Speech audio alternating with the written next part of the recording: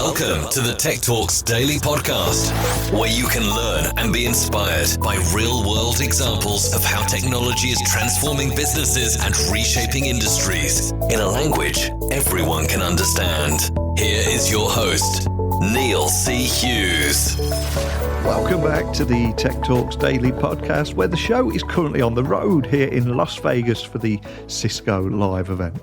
And there's always buzzwords at every tech event, and two in particular I hear in conversations on the show floor are communications platforms as a service and the role in them in transforming the customer experience.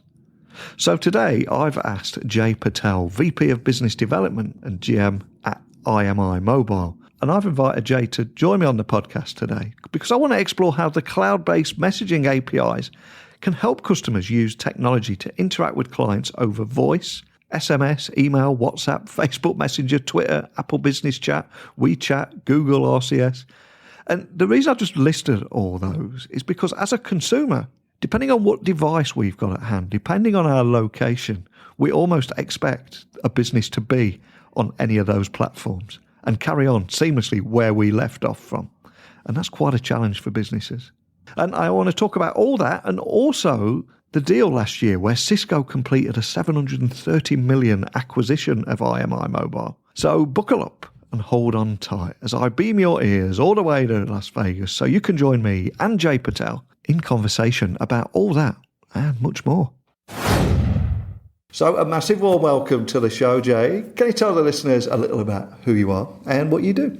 So I'm Jay Patel. I'm the VP and General Manager of Cisco's CSPs initiative. Thank you for joining me here at Cisco Live in Vegas. We were just talking before we started recording how close our upbringing was, but I want to learn more about our communications platforms as a service. There's a lot of talk about it here on the show floor. So can I ask you to set the scene now and just tell everyone listening exactly what they are and the kind of problems that you're solving for businesses? So we operate in the space of customer experience. So essentially, CSPs, or Communication Platforms as a Service, are cloud-based tools that businesses need and use to inject some communication into a business process. So I think everybody's now familiar with getting a parcel notification that your parcel is going to arrive, for your shopping from Amazon. And again, that is where a little bit of communication has been injected into a business process. You may be aware of fraud alerts. So when you spend money and you basically, the bank asks you whether you made that transaction or not, and you're interacting, yes or no, and that again is where they've injected and use a CSPs platform to inject some communication to a business process. Now, it can be used for a lot more than that, and we essentially provide platforms that enable large consumer organizations to use any channel of communication, whether it's be voice, SMS, WhatsApp, Apple Business Messages or Google Business Messages, to interact with customers across marketing. So maybe you abandon a basket and therefore they want to reach out and say, do you want to finish your shopping?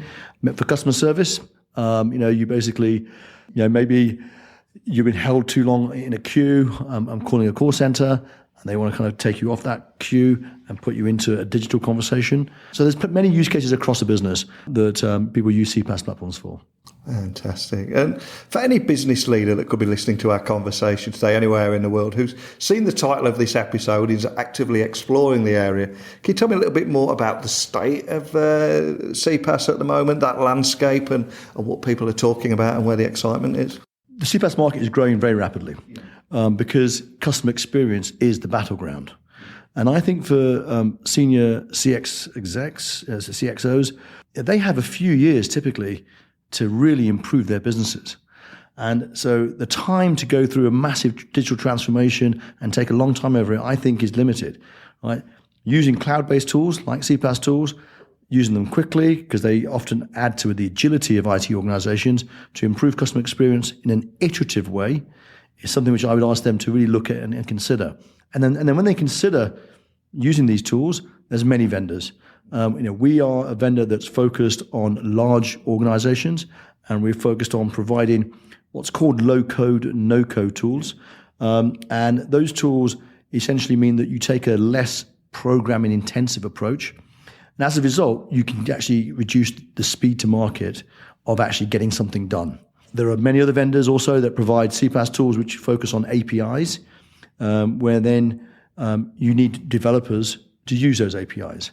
Now, you can use APIs from us as well, but we also believe that for large organizations, the use of low-code tools and automation is actually something which is better for them because it reduces their time to market to show results. And we've talked a little about the technical aspects there, but what role does it all play in that customer experience that we're talking about? It plays the role of, firstly, providing tools to meet customers where they are.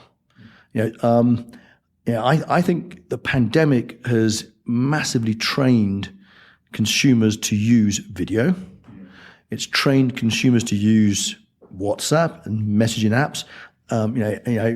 From grandmothers to kids, we're using video and we're all texting each other. Yeah. What we think is going to happen going forwards is the way that you text friends and family will be the way you text your favorite consumer organizations, your service providers. Why can't I just message my bank and talk to them like I'm talking to friends and family and get what I need done? Yeah. And we think these tools essentially will help put in place that infrastructure that enables businesses to save money, right? Because you're essentially been able to automate a lot of those interactions while still improving customer experience and customer satisfaction. So, I think that's the place we have in that ecosystem to fundamentally improve customer experience and loyalty at a lower cost. And what would you say, with the scene set there, where do you fit in all this? What makes you different from other solutions, would you say? I would say that we, and there's a few others for sure, have historically essentially been in this market for a long time. We've focused on high-touch engagements with our customers, large organizations that need to automate, that would like a white glove service, right? Want know-how, want to understand the returns they can make. So we're less of a provider of the basic building blocks, right? Like build your own. If you can think of the CPaaS market as a bunch of Lego bricks, some people will say, hey, here's the bricks, build what you want. We'll say, hey, here's the bricks, you can build what you want, but here's some things we've already built for you. So we've built, the shape of a car, so you can now just add the tires. Or we've built a building, you can just add how many floors you want. So there's lots of things that we essentially help. We assemble some of these Lego bricks, so it helps you get started faster. And I think that's really where our differentiation is, that we've got much more of a richer platform with more automation possibilities and more low-code tools for large enterprise. Fantastic. So your cloud-based messaging APIs are helping customers use the technology to interact with clients over, as we said, SMS, email, WhatsApp, Facebook Messenger, Twitter, and there's a whole long list there. But last year, Cisco also completed a 730 million acquisition of IMI Mobile. Can you tell me more about that and the experience and what it meant to you as a company? Yeah, so I was essentially a co-founder and CEO of IMI, and Cisco bought our business because they can see that the customer experience is changing, and they can see that the contact center business they had, needed to embrace digital channels, and we needed to tackle customer experience more holistically.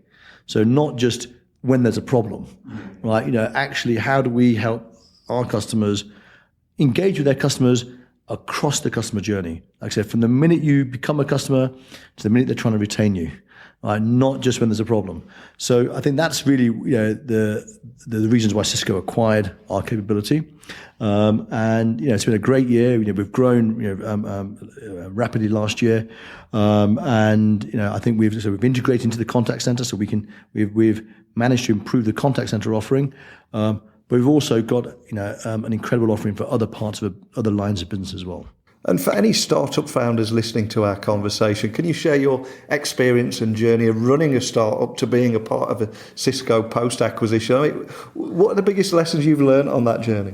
I think one of the things that we've done is we recognized where we would fit in to the broader ecosystem. Maybe not on day one, but over the last 5 or 6 years, we could see quite clearly the things that were hard for some of the other guys to do. And we actually focused on doing those hard things. right? So, we focused on interactions. Actually doing interactions between business systems and customers is not easy, right, across different channels. So we focus on being very good at doing that. And I think that's something which, for founders, focusing on the things that are hard for the larger organizations to do is always going to mean that at some point, large organizations will see value in what you've done. I think one of the other things that, obviously I'm sure everyone says this, being just resilient, and also it's a long-term game. And I think we've got a bit of a downturn in the markets currently, and funding is drying up a bit. And I would say that, thinking about the long-term game and not over-indexing early, and recognizing that these technology shifts will take a long time, and you need to stay in the game, doing things that are the right things to do, trying to get profitable, or at least be unit economics profitable, and working with, again, one of the bigger issues is working with customers, right? And I think one of our strengths has been that our business model has lent itself to having very long-term, sticky relationships with customers that have always provided a foundation for us on which to innovate. Yeah. So, at times you could say that the bills are paid for, right? And therefore, we've been innovating with our excess and profits and been able, therefore, to grow steadily. I think we had 15 years of organic growth, nearly quarter on quarter. There was it's been a steady growth over many, many years. And if we do have any startup founders inspired by your story, is there any advice that you would offer them? I'm sure there's a lot of things you've learned, and there isn't a one-size-fits-all approach. But is there any advice you would offer? I always think being fresh in your thinking, right? And that's why, to a certain extent, advice from entrepreneurs, advice from business heads, or whatever else, your situations are always very unique. And I think trusting yourself and your instinct in that moment to know what's right, I would think that good founders, good entrepreneurs, should do that. Taking advice from, from me, from anybody else, yes, for sure, listen to it, understand what's happened. But the world is moving very quickly. Yeah. You need to adapt yourself to the situation you find on a daily basis or a weekly basis, and being adaptable and being fresh in your thinking every day, I think, is probably the best advice I can give. Yeah, 100% with you on that. It's fantastic advice. And before I let you go, what does the future of CPaaS look like? What excites you about the future, and how will you continue to evolve to meet these changing demands? Well, I'm very excited about the work that I see Apple, Google, and Facebook, WhatsApp do in terms of creating tools for communication. I think they're creating incredibly powerful tools and touch points for customers to use to interact with brands. And I think in the next few years, you're going to see those tools come to market, and you're going to, I think, like all technologies, it's when people are in a pub, as we see in the UK, and they're showing their friends what they're doing with their mobile device, that's when you will know that things have really changed. And I think you're going to see in the next few years, people will show a WhatsApp conversation that they've had with their utility to sort out their boiler, and just the ease of using these platforms. And I think that's what excites me, because I think it's going to get interesting, because these tools will allow for more frictionless commerce, frictionless customer service, more automation, and I'm excited about that. And I read a great quote a few years ago, which was something like that: the last great experience that any of us have anywhere becomes a standard expectation for what we want everywhere. And I think people look on WhatsApp, they may use WhatsApp on the phone, they may use Facebook Messenger on there, and they just want to pick up conversations seamlessly from whatever device, don't they? They do, and I think one of the things that's happened in the last few years, and is obviously a lot of money, venture capital money, a lot of money has gone into creating great experiences, from ordering a taxi to making payments. You can transfer money with 2 or 3 clicks nowadays, right? So a lot of money. Now, what we see is that often the innovation is done by startups or companies that don't have any legacy infrastructure. One of the reasons that I think we've been successful as IMI and now at Cisco is we provide the tools for people who have got legacy infrastructure, right? Because they need to compete in this marketplace. Retailers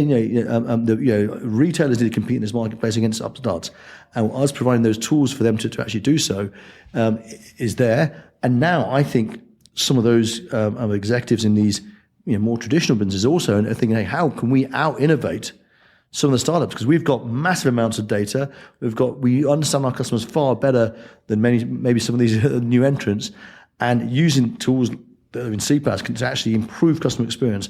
I think that's going to be the next wave, I think, very excited by it.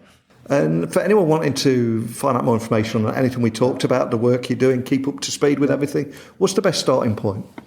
Well, look, I mean, we have obviously our website, imymobile.com. We're on webex.com as well. You can find us. I would encourage on our website there are demos and QR codes as well, which I think you can go in and check out how things work. And also for potential customers, we have a sandbox environment, and in that sandbox environment, you get access to our platform, and you can just play around with it and see what you want to use it for. Clearly, if you'd like to come and talk to us about getting trained on things, we have training and programs as well. Fantastic. Now, I know it's incredibly busy out there on the show floor, and I know you book back to back. So thank you so much for sharing your story today and offering advice for businesses and startup founders. Thank you. Great. Thank you. One of the things that I've loved about this week is getting to speak with such a wide group of people from all over the world. For example, I've lined up 9 interviews while I've been here in Vegas. And away from that, in the last few hours alone, I've spoke to some great tech journalists from the UK, such as my new friend Chris, who just happens to share the curse of being a Derby County fan like me. And I've also met 2 Lucases from Poland, a Luca from Italy, and a great guy from Sweden. And these conversations have really hammered home the importance of these events and having those conversations, different perspectives, sharing ideas. That's where the magic happens. But over to you. It's not just about who's here. It's about everybody listening everywhere in the world. And I want to hear your insights, your opinions, and different perspectives. So please email me now, techblogwriter@outlook.com, Twitter, Instagram, LinkedIn at Neil C. Hughes. Keep those thoughts coming in. And I'll be back again tomorrow with another guest. So a big thank you for listening as always. And until next time, don't be a stranger. Thank you for listening to the Tech Talks Daily Podcast with Neil C. Hughes. Remember, technology works best when it brings people together.